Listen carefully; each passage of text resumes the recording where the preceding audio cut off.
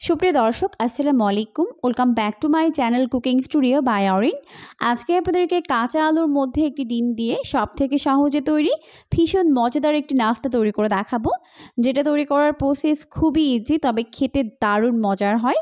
হঠাৎ অতিথি আপ্যায়নে কিংবা ঝটপট বিকেলের নাস্তায় তৈরি করে ফেলতে পারবেন।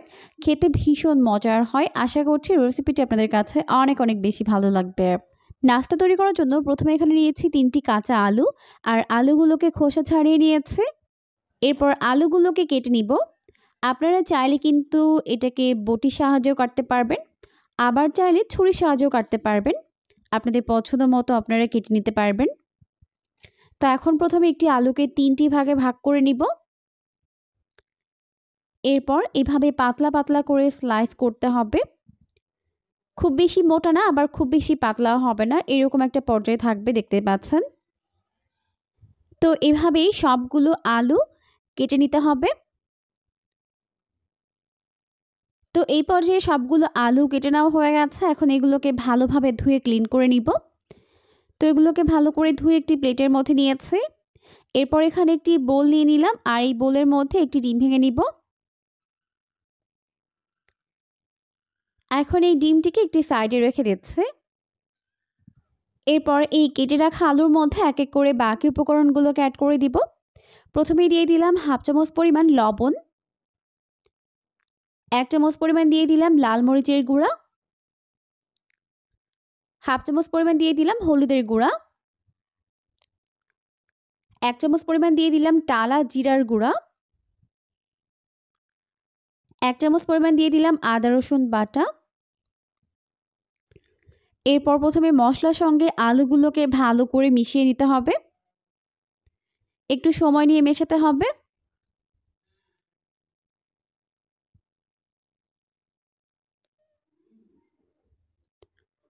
যাতে করে সবগুলো আলুর সঙ্গে মশলা খুব ভালো করে মিশতে পারে, তাই একটু সময় নিয়ে ভালো করে মিশিয়ে নিচ্ছে। আলুর সঙ্গে মশলাগুলোকে ভালো করে মিশিয়ে নেওয়ার পর এখন এর মধ্যে আগে থেকে ভেঙে নেওয়া ডিমটিকে দিয়ে দিব। ডিমটিকে দেওয়ার পর আবারও ভালো করে মিশিয়ে নিচ্ছে।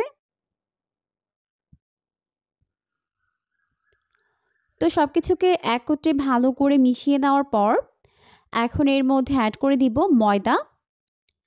আমি এখানে 1/3 কাপ পরিমাণ ময়দা দিয়ে দিব। ময়দা দেওয়ার পর আবারও সবকিছুকে একত্রে ভালো করে মিশিয়ে নিতে হবে।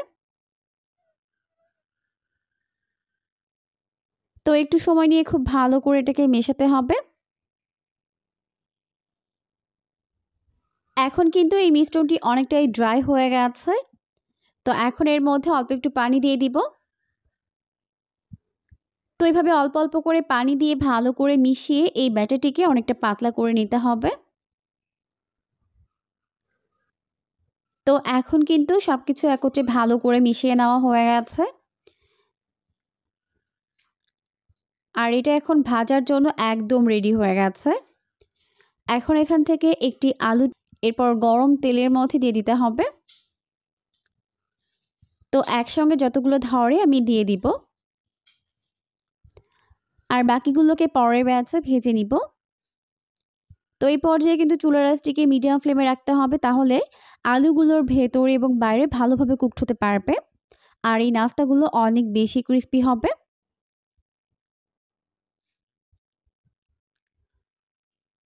তো এইভাবে প্রায় 1 মিনিটের মতো একটা সাইড ভেজে নেওয়ার পর এখন উল্টে দিলাম অপর পাশটিকে ভেজে নেওয়ার জন্য।